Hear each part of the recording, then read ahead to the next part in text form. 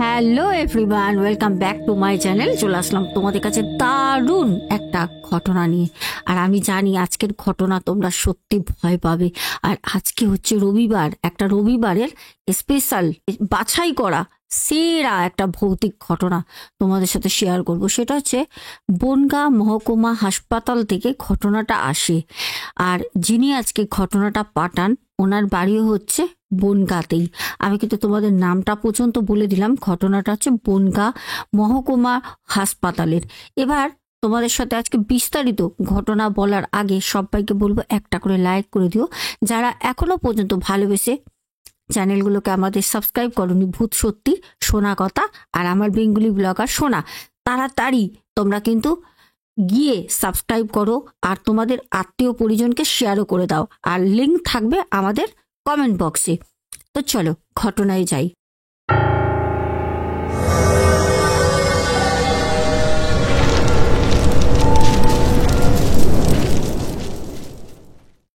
আজকের ঘটনাটা আমাকে যিনি পাঠান ঘটনাটা বলেন আপনি হসপিটালের নাম নিয়েই বলবেন, কারণ এই ঘটনাটা কোনো ফেক ঘটনা না। আর সব থেকে বড় কথা, এই হসপিটালের ঘটনা শুধু আমার সাথে না, বহু মানুষের সাথেই ঘটে। আমাদের অমরনাথ দাদাভাই ঘটনাটা পাঠান। অমরনাথ দাস দাদাভাই বলেন, আমার বয়স হচ্ছে এখন 42 বছর। আমি একটু বয়স করে নিজের বিবাহিত জীবনটা শুরু করি। ভেবেছিলাম বিয়ে করব না, তারপর বাবা মায়ের বাড়ির থেকে একটা প্রেশার। সত্যি কথা বলতে বিয়ে করব না এই কারণেই ভেবেছিলাম, আমার কাজ বাজের অবস্থাও সেরকম ভালো না, আমি কোনো পার্মানেন্ট জব করি না, যার জন্য একটা পরের বাড়ির মেয়েকে নিয়ে এসে কি খাওয়াবো, তারপর কয়েক বছর পর একটা সন্তান হবে, তাকে কিভাবে মানুষ করব। এগুলো আমার পুরোটাই ব্যক্তিগত জীবনের একটা পাঠ, যদিও আমি আজকে এখানে শেয়ার করছি নির্দ্বিধায় আপনি বলতে পারেন, কারণ জানি অসংখ্য অসংখ্য মানুষ, অসংখ্য অসংখ্য পুরুষেরা এই একই ভয় পেয়ে সারা জীবন নির্যাতিত হয় নিজেদের মধ্যে নিজেরাই। তো আজকে আপনি পরিষ্কার পুরো ঘটনাটাই যেটা আপনাকে বলছি আপনি বলতে পারেন। তার জন্য আজকে দাদা ভাইয়ের পুরো জীবনী থেকেই তোমাদের সাথে ঘটনাটা শেয়ার করলাম। ঘটনাটা একটু বড় হবে কিন্তু বেশ ভয়ের। ঘটনাটা যারা শুনতে পারবে রাতে শুনো, নাহলে কালকে সকালে শুনো, ঠিক আছে? সেটা তোমাদের জন্য বলে দিলাম, তোমরাই বলো। ভয়তে উঠতে পারি না, ওয়াশরুমে যেতে পারি না। আচ্ছা এবার বলি ঘটনাটা। দাদাভাই বলেন, আমি বিয়ে করলাম যখন, তখন আমার 35 পেরিয়ে গেছে। আমার যে বউ, তার বয়স খুব একটা বেশি না, ওই 28-29। তো মেয়েদের 28-29 মানে এখন বেশি না হলেও আগে তো আরো অল্প বয়সে বিয়ে হয়ে যেত। যাই হোক, বাড়ি থেকে দেখাশোনা করে বিয়েটা দেয়, কারণ ওই প্রেম ভালোবাসা আমার দ্বারাই কোনোদিনও সম্ভব ছিল না। বাড়ি থেকে বিয়ে দেওয়ার পর আমাদের 2 বছর পর একটি সন্তান হবে। এরকম সময় আমার বাড়ি, যেহেতু উনি প্রথমেই বললাম বনগাঁয়, তো আমার বউর জন্য আমি বনগাঁ যে আমাদের সামনে, বাড়ির সামনে হসপিটালে একটা কার্ড করাই যে এখানেই ডেলিভারিটা হোক। আমার বউর শ্বশুর বাড়ি থেকে, মানে আমার বউর বাবার বাড়ি থেকে বলেছিল যে আমাদের এখানেই বাচ্চাটা হোক। ওর বাড়ি হচ্ছে দত্তপুকুর। এবার সব থেকে বড় কথা হচ্ছে, আমি ভাবলাম আমার বাড়িতে আমার মা আছে, আমার বাবা আছে, আমি আছি, আর আমার বউর মানে আমার শ্বশুর বাড়িতে শুধুমাত্র শাশুড়ি মা। তাই ভাবলাম একা, ওনারও বয়স হয়েছে, এই সময় এখন যদি আমার বউকে গর্ভবতী অবস্থায় তার মায়ের কাছে পাঠিয়ে দিই, তাহলে তার মায়েরও সমস্যা বেড়ে যাবে, কারণ ওনাদের অবস্থা খুব একটা সেরকম সচ্ছল না। তা আমার বাড়ি থেকে আমার মা বাবা বলল যে না না, সন্তানটা আমাদের বাড়িতে থেকেই হবে। তো শাশুড়ি মাকে বলতে শাশুড়ি মা মেনে নিলেন, বললে কোনো ব্যাপার না, আমার বাড়িতে হোক জামাই, আর তোমারই বাড়িতে, তাতে কি আছে, বাচ্চাটা সুস্থভাবে পৃথিবীর আলোর মুখ দেখুক, এটাই আমরা চাই। যাই হোক, এতদূর পর্যন্ত দাদা ভাইয়ের বর্ণনা দিলাম জীবনের। এবার বলি ঘটনাটা। দাদাভাই বলেন, আমার বউকে ভর্তি করা হলো বনগাঁ জেনারেল হসপিটালে, মানে যেটা মহকুমা আর কি, বনগাঁ সব থেকে বড় হসপিটাল। বলছে আমার বউ ভর্তি হলো, ডাক্তার দেখে বললেন যে এখনো 2-3 দিন সময় লাগবে বেবিটা হতে, এখনো সময় হয়নি। আমরা একটু আগে আগে ভর্তি করে দিই, কারণ খুব ভয় লাগছিল। আসলে প্রথম বাচ্চা তো, এটা মনে হয় সব মা বাবারই হয়। আর ও থেকে থেকে বলতো যে আমার পেট ব্যথা করছে, পেট ব্যথা করছে, চোখ মুখ লাল হয়ে যেত, সে কিরকম একটা করতো। ভয়তে তড়িঘড়ি করে সময় না নষ্ট করে ওকে আমরা হসপিটালে ভর্তি করে দিই। কারণ আমাদের যাতায়াত করতেও সুবিধা, বাড়ির সামনাসামনি তো, বাড়ি থেকে যাতায়াত করতে হসপিটালে আমাদের সেরকম কোনো বাস ট্রেনের কোনো দরকার হতো না, পায়ে হাঁটা পথেই আমরা যাওয়া আসা করতে পারতাম। দাদাভাই বলেন, রাতের বেলা আমি গিয়ে থাকতাম, কারণ ডাক্তার যতই 2-3 দিন বলুক, আমার বউ আমাকে বলতো, জানো তো অমর, আমার না খুব ভয় লাগে, তুমি না রাতে থেকো। হসপিটাল মানেই কিন্তু একটা ভয়, অনেক মানুষ এটা মানে। আর সত্যি সত্যি হসপিটালে ভয় লাগে, কারণ দিনের বেলা যেরকম হোক লোক আসছে যাচ্ছে, রাতের বেলাটা কিন্তু একদম ফাঁকা হয়ে যায়। তখন শুধু পেশেন্ট, তখন তো পেশেন্ট পার্টি, বাড়ির লোকজন কাউকে ঢুকতে দেয় না। তখন কিন্তু যারা পেশেন্ট থাকে, যারা একটু ভীতু টাইপের, যেরকম আমার বউ, তারা কিন্তু রীতিমতো ভয় পায়। তো ওখানে অনেক আয়া থাকে, তাদেরও রাখে যাতে তারা বাথরুমে টাথরুমে যাওয়ার সময় ওই আয়াদের নিয়ে যাবে, তার কারণের জন্য এরকম হয়। তো আমারও বউ আমাকে বলল, তুমি কিন্তু বাড়ি যাবে না, রাতের বেলা তুমি কিন্তু থাকবে, বুঝেছো, আমার খুব ভয় লাগে। আর একটা আমরা আয়া রাখি, সেই আয়া, আমার বউর তখন তো ওরকম অবস্থা, ওই ওকে ধরে ধরে একটুখানি মানে ওয়াশরুমে নিয়ে যাওয়ার জন্য ওকে রাখি, পাঠা মুছিয়ে দেবে, হাত টাত মুছিয়ে দেবে, যার জন্য। তো আমি বললাম, দেখো, একটা তো আয়া রেখেছি, আমার থাকার কি দরকার। তা আমার বউ বললো, না না, তুমি থাকো। অ্যাকচুয়ালিও না, গর্ভবতী অবস্থায় এই জিনিসটা হয়, তখন তো সব থেকে কাছের হয় স্বামী, আর নালে মা বাবা, যেহেতু উনি, তার তো বাবা নেই, মা আসতে পারেননি, আর এইদিকে আমারও মা বাবা বাড়িতে রয়েছে, এখন সব থেকে কাছের সেই মেয়েটির হচ্ছে আমি। তো আমাকে সব সময় ও চাইছে কাছে, যে তুমি আমার কাছে থাকো। তা আমি তখন বললাম, তুমি চিন্তা করো না, আমি হসপিটালেই থাকবো বাইরে, তুমি থাকো, একজনকে তো রেখেছি, আয়া মাসি। তো যাই হোক, ওকে বুঝিয়ে প্রথম দিন রাখা হয়। দাদাভাই বলেন, আপনি ম্যাডাম বিশ্বাস করবেন না, আমি ওই হসপিটালে বহুবার গেছি, বহুবার, 2-1 বার তো যখন আমি ক্লাস 9-10-এ পড়ি, তখন আমি হসপিটালে ভর্তিও ছিলাম। ফুটবল খেলতে গিয়ে কাছের মধ্যে পড়ে যাই ঘেঁষড়ে, সেই পা পা কেটে ফ্র্যাকচার, তখন আমি হসপিটালে 2 দিন ভর্তিও ছিলাম। আর ওই হসপিটাল আমার কাছে অচেনা না। দাদাভাই বলছেন, আমি হসপিটালের বাইরেটা একটা বসার জায়গা আছে, ওখানে সবাই বসতে টসতে পারে, কেন যারা পেশেন্ট থাকে তাদের বাড়ির লোকরা ওখানে থাকে, ওখানে বসে আছি। শুধু আমি একা না, ওখানে প্রায় 7-8 জন আরো বাড়ির ওরকম যাদের পেশেন্টরা ভর্তি আছে, বাড়ির লোক বসে আছে।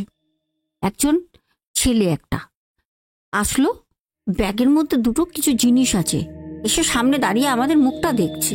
আমরাও সবাই ওর ছেলেটার দিকে দেখছি, ছেলেটাকে আগে কোনোদিন দেখিনি। ছেলেটা এসে বলল, আপনারা চা খাবেন? তখন রাত প্রায় 11টা 10-15 বাজে, প্রচুর ঠান্ডা, কনকনে শীত। আমি তখন বললাম, ভাই লিকার চা হবে? ছেলেটা বলল, হ্যাঁ দাদা, আমার কাছে দুধ চা পাওয়া যায় না, আমি লিকার চাই বিক্রি করি, দেবো?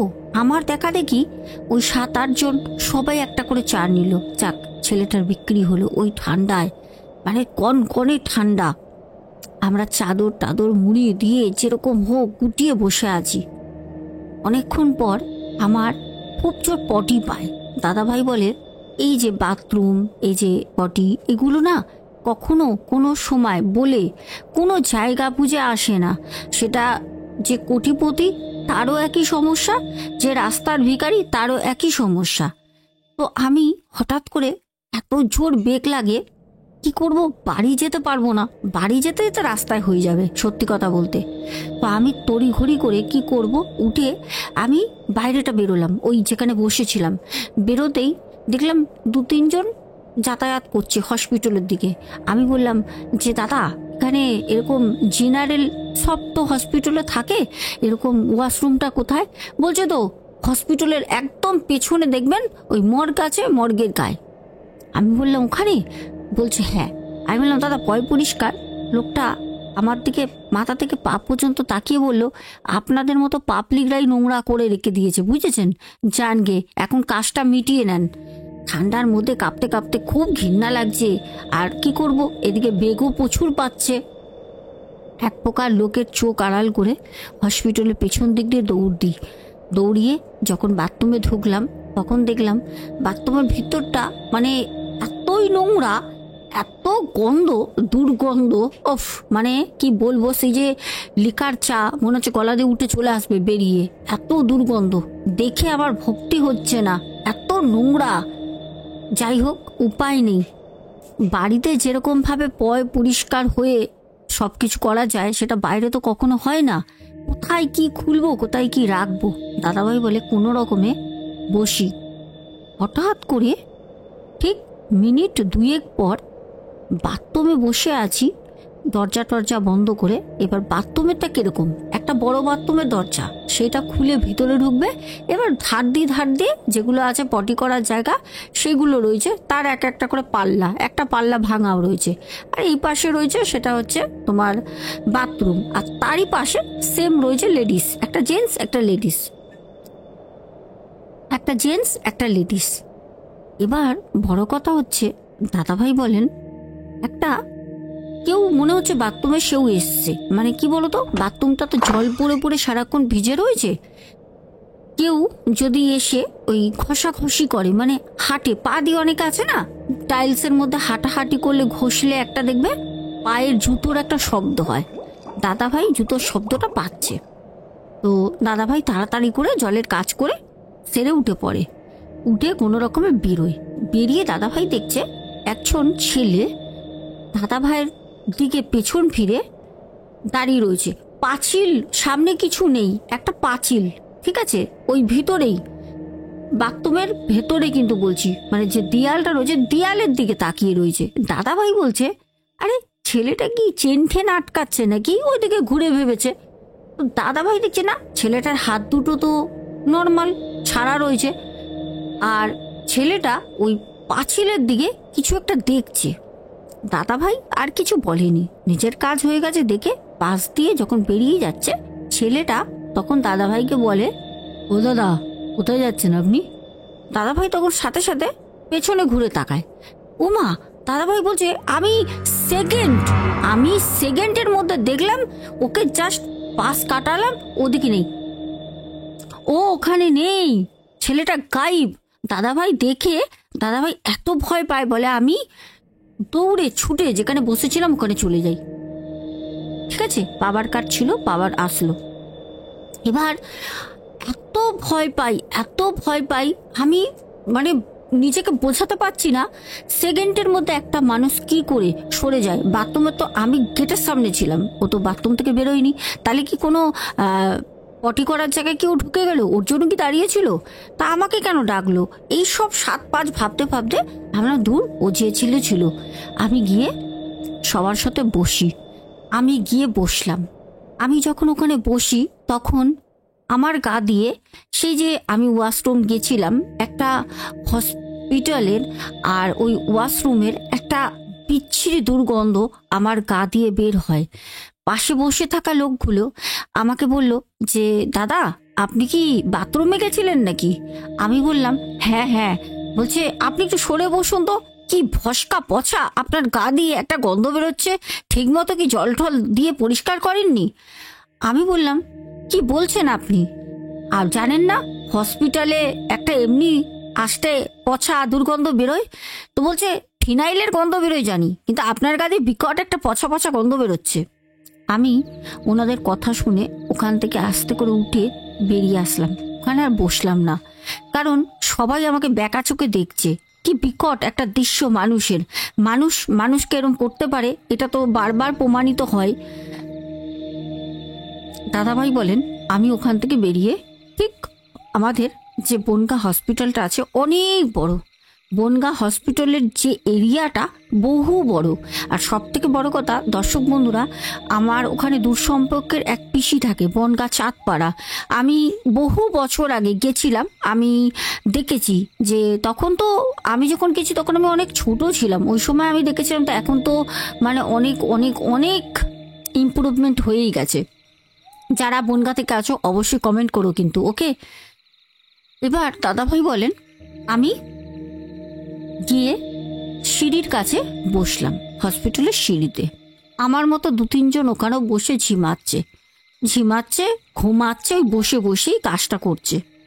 আমিও চোখে ঘুম লাগাই, সিঁড়ির কাছে বসে পেছনে সিঁড়ির রেলিংটা হেলান দিয়ে এক প্রকার ঘুমাচ্ছি। জানি না কতক্ষণ আমার চোখের পাতা বন্ধ ছিল, হঠাৎ করে আমার পাশে কেউ এসে বসলো। আমি বুঝতে পারলাম আমার পাশে কেউ এসে বসেছে। তখন আমি ভাবলাম মনে হয় আমারই মতো কেউ আমার পাশে এসে বিশ্রাম করছে। রাতের বেলা তো অনেকের পেশেন্টের বাড়ির লোক থাকে, দূর দূরান্ত থেকেও আসে। আমি আর চোখ খুলে তাকে দেখিনি। আমি আমার মতো করে চোখ বন্ধ করে বিশ্রাম করছি। হঠাৎ সেই লোক বা মহিলা যেই হোক, যে আমার পাশে বসেছে, আমি অনেকক্ষণ ধরে শুনছি একটা ফিসফিসিয়ে কিছু একটা বলছে।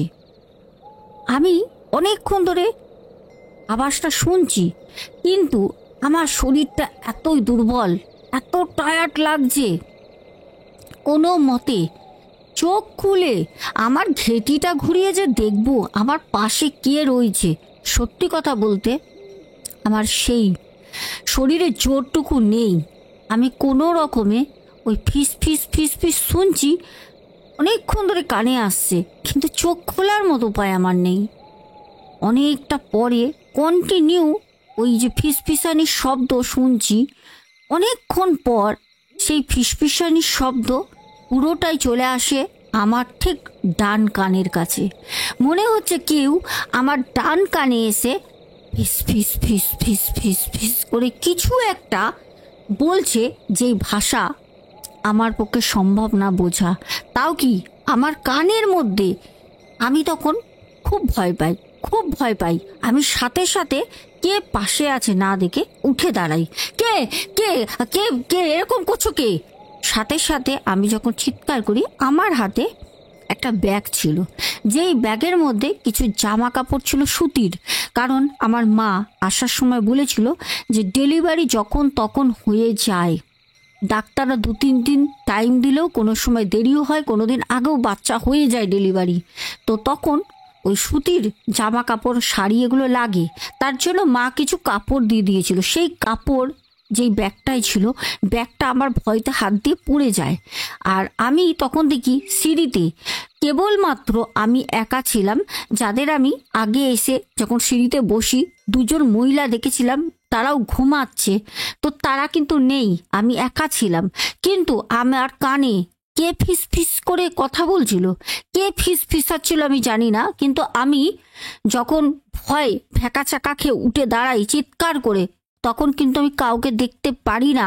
কিন্তু আমার জীবনের সব থেকে ভয়ঙ্কর মুহূর্ত ওই সময় ঘটে যায় একটা ঘটনা। সেটা হচ্ছে যখন আমি সিঁড়ির উপর দিকে তাকাই, তখন দেখি একটা ঠিক কালো, যেরকম পোষ্য কুকুর হয় বাড়ির, ঠিক ওই রকম টাইপের একটা প্রাণী। সে মানুষ না, এইটুকুনি আমি বলতে পারি।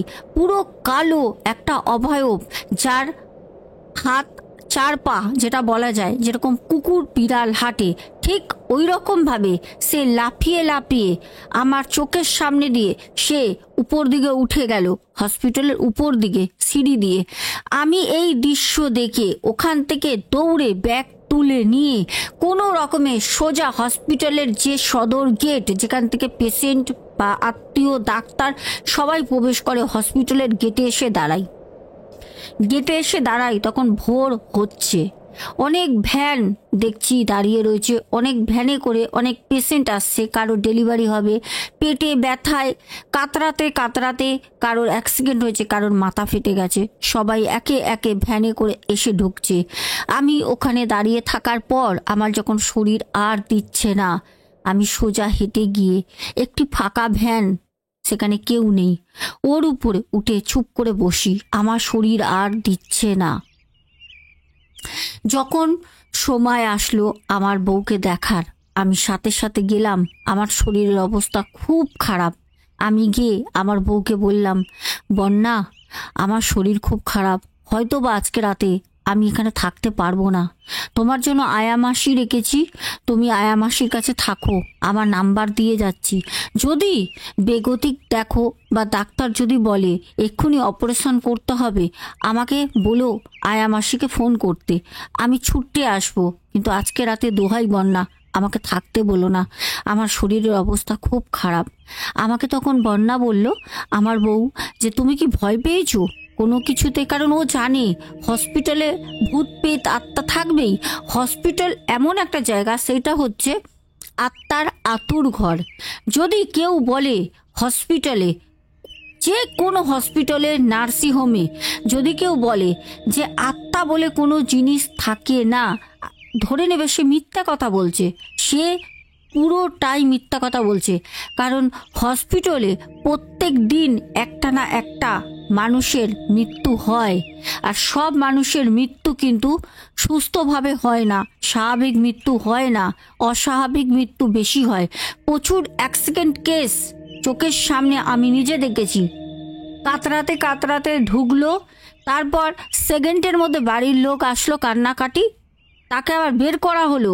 আমি নিজে দেখেছি সে মৃত। তাদের আত্মাগুলো কোথায় যায়? কোথায় যায়? আত্মাগুলো কিন্তু হসপিটাল চত্বরে ঘুরে বেড়ায়। অনেক আত্মা, সব কিছু কিন্তু বয়সের জন্য সব কিছু স্বাভাবিকভাবে মারা যায় না।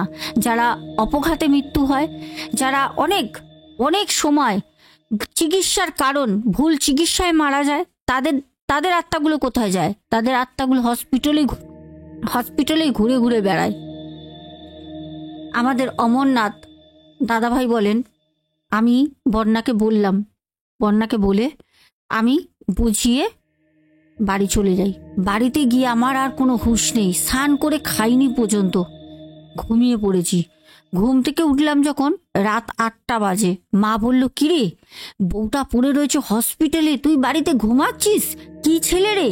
মাকে বললাম, মা আমি রাতে যাব না, আয়া মাসি রেখে এসছি, বন্যাকে বুঝিয়ে বলে এসছি, ওরম হলে বন্যা আমাকে ঠিক ফোন করবে মা, আয়া মাসিকে দিয়ে। আমি যাব না, কালকে রাতে না মা ভয় পেয়েছি। আমার মা বলল, কেন রে, কি হয়েছে? মাকে বললাম। মা বলল, হ্যাঁ রে, ওই রকম না একটা কালো মতো 4 পায়ের, ঠিক যেরকম পোষ্য হয় কুকুর বা বিড়াল, ওই রকম কিছু একটা ওই হসপিটালে অনেকেই দেখেছে। জানিস তো, এরকম তোর বাবার সাথেও একবার হয়েছিল। তখন তো আমাকে তোর বাবা বিয়ে করেনি, বিয়ের আগে। জানিস, আমি এটা শুনেছিলাম তোর বাবার মুখ দিয়ে। আমি তখন মাকে বললাম, থাক মা, এখন এসব কথা বলো না, তোমার বৌমাটা ওখানে পড়ে আছে তো আমারই ভয় লাগছে। তোমার বৌমাকে আগে আমি বাড়ি নিয়ে আসি, তারপর না এইসব তোমার কাছ থেকে আমি ঘটনাগুলো শুনবো। মা তখন বলল, আচ্ছা ঠিক আছে, তাহলে তুই যাবি না বাবু? বৌমা যতই হোক একটা ওই কাজের আয়া রেখেছিস, তার কাছে থাকবে, যদি পাছে তোকে দরকার হয়। আমার ইচ্ছা না থাকাতেও ওই যে মায়ের কথা শুনলাম, তারপর ভাবলাম সে তো আমারই বাচ্চার জন্ম দিতে গেছে, সে এত কষ্ট করছে, আমি বাড়িতে শুয়ে থাকবো না? খাওয়া দাওয়া করে 10:30টার সময় বাড়ি দিয়ে রওনা দিলাম হসপিটালের পথে। যখন আমি হেঁটে হেঁটে আসছি, তখন দেখলাম একটা ভ্যান আসছে হসপিটালের দিকে। আমি বললাম, ও কাকা, যাবে নাকি হসপিটালের গেটে? তখন কাকা বলল, হ্যাঁ আমি তো ওই দিকে যাচ্ছি, বসে পড়ো। একা ভ্যানে আমি চড়ে বসলাম, ভ্যান শুনে বসে আছি। কাকা হসপিটালের গেটের সামনে আমাকে নামিয়ে দিল। কাকাকে বললাম, কাকা কত দেবো গো? কাকা বললো, হয়তো 10 টাকা, তোমাকে টাকা দিতে হবে না, যাও। আমি বললাম, না না কাকা, এ কি, তুমি রাত 10:30টার সময় নিয়ে এলে, তুমি তো আরো বেশি ভাড়া চাইতে পারতে। 10 টাকাই তো ভাড়া, তো দিনের বেলাও নেয়, তুমি 10 টাকা নাও। প্যান্টের পকেট থেকে 10টা টাকা বের করে দিলাম, কাকা নিল না। কাকা বললো, না না রেখে দাও, এই হসপিটালে সাধারণ মানুষ ঘুরতে আসে নাকি? বিয়ে বাড়ি নাকি এটা? চলে তোমার কাছ থেকে আমি 10 টাকা 20 টাকা, টাকাটা বড় ব্যাপার না বাবু, তোমার কাছ থেকে আমি কি নেব? তুমি তো হসপিটালে এসছো, তাও ওই রাত্রেবেলা 10:30 11টার সময়। তুমি তো আর কোনো শুভ কাজ করতে আসোনি, এটা তো বিয়ে বাড়ির অনুষ্ঠান বাড়ি না যে বিয়ে বাড়ি ভাড়া তুমি খেতে এসছো সেজে গুজে। তুমি তো নিশ্চয়ই এসছো তোমার প্ল্যানটা হাতে করে নিয়ে। নিশ্চয়ই কেউ এখানে ভর্তি আছে, তার অবস্থা হয়তো সেরকম না, সে রাত্রে ভর্তি আছে বলেই তো তুমি এসছো, যাও যাও। তখন আমি সে কথাটা শুনে ভাবলাম, বাহ, ভ্যান চালায় কাকা, কাকার কত বুদ্ধি না, কত দামি কথা বললো। তুমি তো হসপিটালে এসছো এই রাতে, নিশ্চয়ই কোনো পেশেন্ট আছে, তোমার মনের অবস্থা ভালো না, তোমার কাছে নাই নিলাম টাকা, এটা তো আর বিয়ে বাড়ি না। দারুণ কথা বলেছে তো কাকা। তখন আমাদের দাদাভাই বলল, ও কাকা তুমি চলে যাচ্ছ? তোমায় বলে রাখি কাকা, তোমার বৌমা ভর্তি আছে গো, বাচ্চা হবে। তখন কাকা দাঁড়িয়ে পেছন ঘুরে বলল, ওরে বাবা, তাহলে তো খোকা হবে। আর খোকা হলে কিন্তু তোমাকে চিনে রাখলাম, যদি দেখা হয় ভালো, নালে মিষ্টি কিন্তু খাওয়াবে। আমি কিন্তু ওই বনগা স্টেশনের বাইরে আমার স্ট্যান্ড, ওখানে গিয়ে খুঁজবে, পেয়ে যাবে, আমার নাম প্রশান্ত। তখন আমি কাকাকে বললাম, আচ্ছা কাকা ঠিক আছে। সত্যি কাকার সাথে কথা বলে ওই 10 মিনিটের রাস্তা কাকার সাথে আসলাম। কাকার সাথে কথা বলে হসপিটালের গেটে মনটা না খুব ভালো লাগলো, খুব ভালো। কাকা এত সুন্দর কথাটা বলল, মানে এই জিনিসগুলো যদি সবাই বুঝতো। যাই হোক, এবার দাদাভাই বলছে, হসপিটালের গেট থেকে ঢুকলাম, আমি চুপ করে হাঁটাহাঁটি করছি। হসপিটালটা বেশ ফাঁকা, সেদিন যেন আগের রাতের তুলনায় ফাঁকা, খা খা করছে পুরো হসপিটাল চত্বর। আর সত্যি কথা বলতে একটা দমকা ঠান্ডা হাওয়া, কারণ কনে শীত, আর বনগাঁর মতো জায়গায় ঠান্ডা একটু বেশিই পড়ে। গাছগাছালি, ওখানে চাষবাসটা বেশি। শহরাঞ্চলে গিয়ে এখনো পর্যন্ত আমরা কিন্তু লেপকাতা গায়ে দিই না। এইদিকে দেখো আমাদের এই কল্যাণী, রানাঘাট, এইসব কৃষ্ণনগরের সাইডে কিন্তু ব্ল্যাঙ্কেট বেরিয়ে গেছে, কারণ আমার কিছু ভিউয়ার্সরা থাকে যারা কথা হয় বলে। তো এবার দাদাভাই বলছেন যে এত ঠান্ডা, আমি একা একা পকেটে হাত দুটো ঢুকিয়ে গায়ে কোট পরে, মাফলার পরে, টুপি পরে, একদম চোখটা শুধু বের করা, সব মুড়িয়ে রেখেছি, কেন জানি এত ঠান্ডায় গা হাত পা পুরো ফেটে যাবে। আমি আস্তে আস্তে হেঁটে ভাবছি কোথাও একটা গিয়ে বসি। আর ওই যে আগের দিনের কথাটা মনে পড়ছে, খুব ভয় লাগছে। সিঁড়ির দিকে তাকালাম, সিঁড়ির ওখানে দেখলাম আজকে আর কেউ বসে নেই, কালকে তাও দুজন ছিল যখন আমি গেছিলাম। আমি ভাবলাম ভুল করেও তো আমি ওই সিঁড়ির দিকে যাব না, ও কেউ থাকে থাক আর না থাকে না থাক। দাদাভাই দেখতে দেখতে বলছে, আমি একটা ঘরে ওখানে দেখলাম দুজন লোক বসে রয়েছে, লাইট জ্বলছে, বাল্ব লাইট, ওখানে গিয়ে বসলাম। ওই বেড়ার একটা ছোট্ট ঘুমটি করা, মনে হচ্ছে সকালে ওখানে চায়ের দোকান বসে। একটা দেখলাম উনুনও করা আছে, উনুনটা তখনও বেশ গরম, তার মানে হয়তো ওই 9টা-10টার দিকে হয়তো দোকানটা বন্ধ হয়ে গেছে, কিন্তু ওর ভেতরে দেখলাম দুজন লোক বসে আছে। আর জায়গাটা একটু গরম গরম, কারণ ওই যে বললাম উনুনটা তখনও গরম। আমি ওখানে গিয়ে বসলাম। দুজন লোককে জিজ্ঞেস করলাম, আপনারা কোথায় থাকেন? তারা বলল, আমরা মৎস্যনন্দপুরে থাকি। মৎস্যনন্দপুর বলে কোনো একটা জায়গা আছে, বললো আমরা ওখান থেকে এসছি, আমাদের বাড়ির বৌমা ভর্তি আছে, তারও নাকি বৌমার বাড়ির বাচ্চাই হবে। আমি বললাম, ও আচ্ছা আচ্ছা, তাহলে হয়তো আপনার বৌমাকে আমি দেখেছি। তখন বলল, কেন? আমি বললাম, না না, ওই যে আমার বউরও তো বাচ্চা হবে, আমার বউও রয়েছে। ওরা বললো, ও আচ্ছা আচ্ছা। যাকগে, এরকম করে অনেক গল্প জুড়লাম। হঠাৎ করে রাত যখন একটু গভীর হয়, তখন দেখলাম ওনারা দুজন, একই পেশেন্টের বাড়ির দুজন লোক ছিলেন, ওনারা উঠে বললো, একটু বাইরের দিকে যাই, দেখি ওইদিকে চায়ের দোকান টোকান পাই নাকি। আমি বললাম, ঠান্ডায় চায়ের দোকানগুলো বন্ধ হয়ে যায়, তবে হসপিটাল থেকে বেরিয়ে দেখতে পারেন, খোলা থাকতেও পারে। তারা বলল, আপনি যাবেন নাকি চা খেতে? আমি বললাম, না না, আমি তো 10:30টায় বাড়ি দিয়ে খেয়ে আসলাম, আমি এখন চা খাবো না।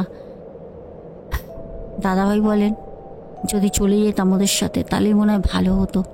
আমি তো জানতাম না আমার জন্য কি অপেক্ষা করছে। আমি চুপচাপ ওখানে নিজের মতো বসে আছি। তারা দুজন চলে গেল। খুব ঠান্ডা দমকা হাওয়া বেড়ার গায়ে এসে লাগছে, মানে হু হু করে ঠান্ডা হাওয়ায় আমি ঠক ঠক করে কাঁপছি, সহ্য করতে পারছি না।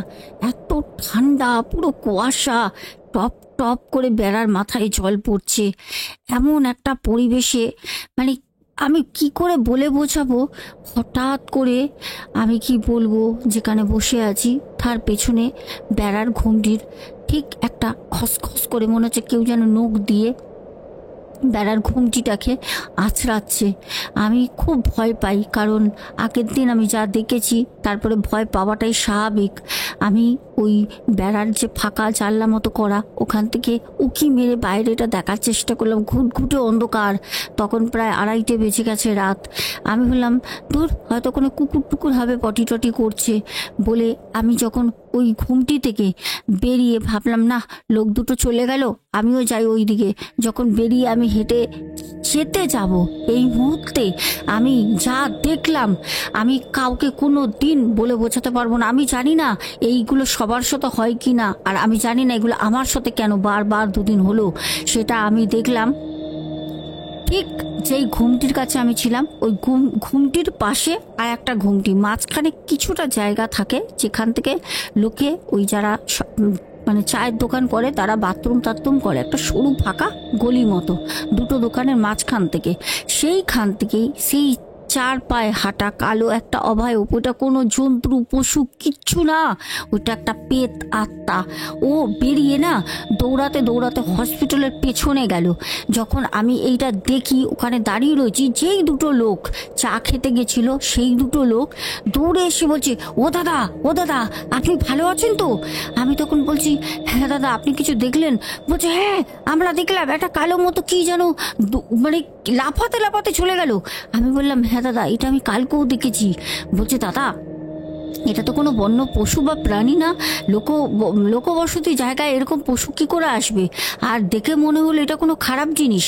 আমি তখন বললাম যে, হ্যাঁ দাদা, আমিও কালকে দেখেছি এরকমই একটা মানে ছায়ার মতো, কালো ছাওয়ার মতো।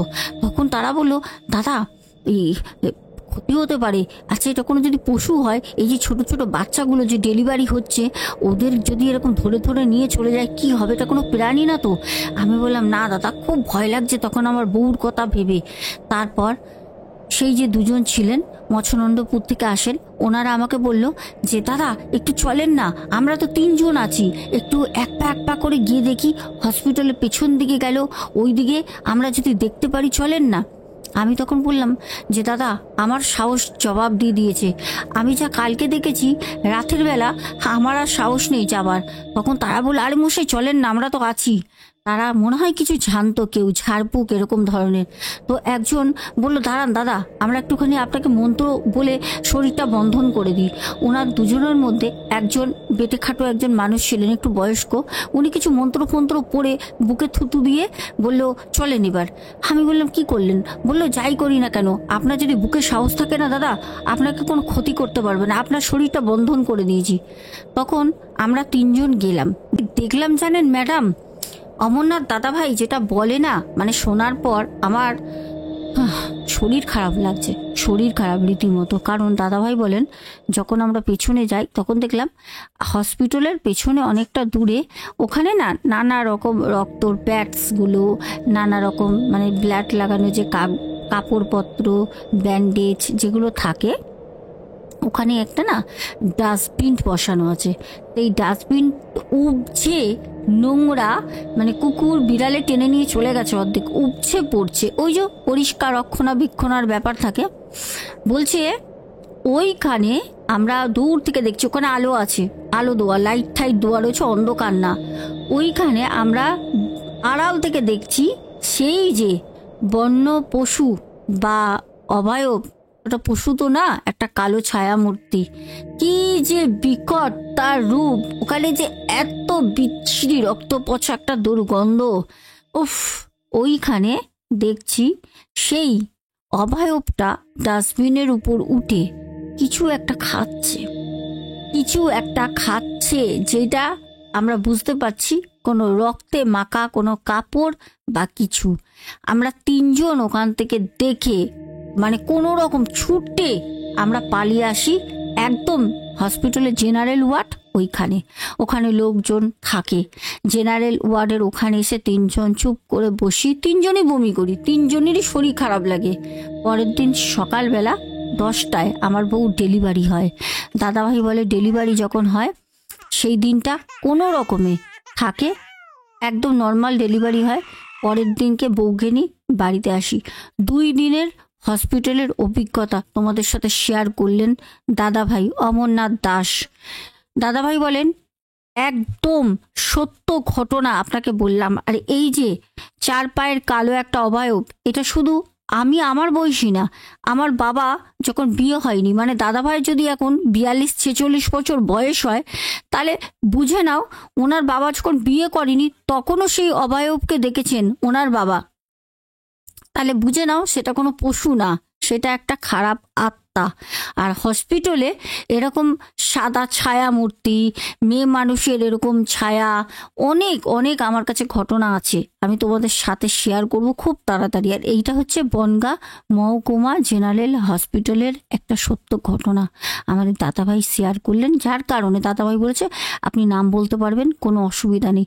আর এই হসপিটালে অনেক এরকম হরেবল, এরকম ভয়ঙ্কর ঘটনা আছে, যদি চান আমি আপনাদের শেয়ার করব।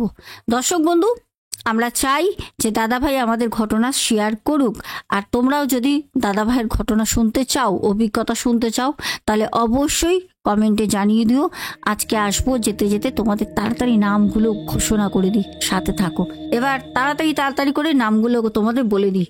প্রথমে আজকে হচ্ছে বর্ষা সরকার, দ্বিতীয় কমেন্ট করেছে হচ্ছে বিন্দাস লাইভ থেকে, তৃতীয় কমেন্ট করেছে হচ্ছে শিল্পী, তারপর করেছো পিয়ালি ভারদ্বাজ, তারপর কমেন্ট করেছে হচ্ছে SK কালিম দাদাভাই, তারপরে স্বপ্না হালদার, তারপর করেছো সুমনা ভট্টাচার্য, তারপর করেছো রীতিশা মালাকার, তারপর করেছো পিন্টু ঘোষ, তারপর করেছো সৌমিক সরকার, তারপর করেছো সুয়াতি দে, সরস্বতী দে, তারপর করেছো রীতা দে, তারপর কমেন্ট করেছো দেবস্মিতা চক্রবর্তী, তারপর কমেন্ট করেছো দেবাশিস ভট্টাচার্য, তারপর কমেন্ট করেছো মৌমিতা দাস, তারপর করেছো বৃষ্টি, তারপর কমেন্ট করেছো সুমন মান্না, তারপর কমেন্ট করেছো দেবস্মিতা চক্রবর্তী দুবার। বিন্দাস তো আমাদের বিন্দাস লাইভ থেকে তো অনেকবার কমেন্ট করেছো, লাভ দিয়েছো, তোমাকে অসংখ্য লাভ।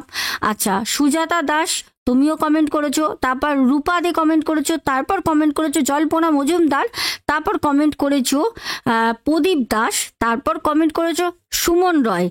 আচ্ছা, খুব ভালো লাগে তোমরা এত সুন্দর সুন্দর কমেন্টগুলো করো। কমেন্ট যদি আমি পড়তে পারতাম তাহলে আরও বেশি ভালো লাগতো, পড়তে পারি না কারণ সময়টা অনেক চলে যায় বলে।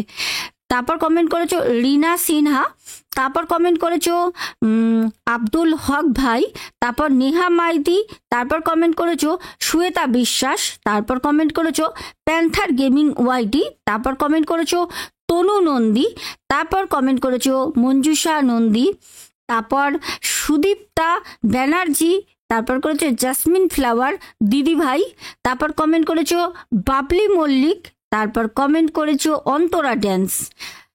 তো হ্যাঁ, তারপর কমেন্ট করেছো মাহি রয়। আচ্ছা, তারপর কমেন্ট করেছো শ্বেতা বিশ্বাস, সোনালী পল, তনু নন্দী, তোমরা বারবার কমেন্ট করেছো বনানী কর্মকার দিদি ভাই।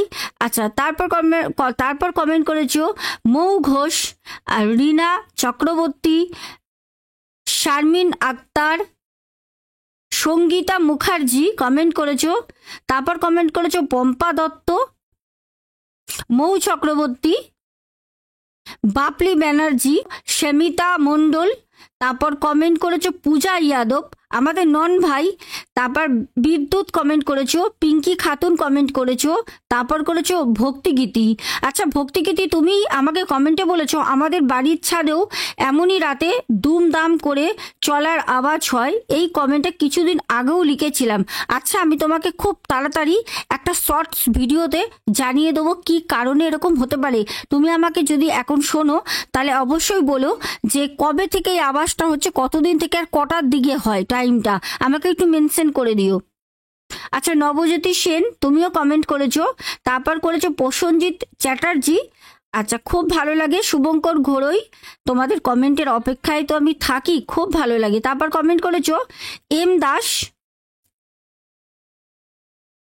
তারপর কমেন্ট করেছো সায়নী চক্রবর্তী, তারপর কমেন্ট করেছো স্বপ্না বাজাল। আজকের মতো আসবো, সবাইকে অসংখ্য অসংখ্য ভালোবাসা। আজকের ঘটনাটা কেমন লাগলো অবশ্যই জানিও। তোমরা যদি চাও তাহলে কমেন্টে লিখো, আরো দাদাভাইয়ের থেকে আমরা সত্য ঘটনা শুনতে পারবো। আজকের মতো আসছি, সবাই খুব ভালো থেকো। দেখা হবে ঠিক কালকে সোনা কথায় দুপুর 2টোর সময়।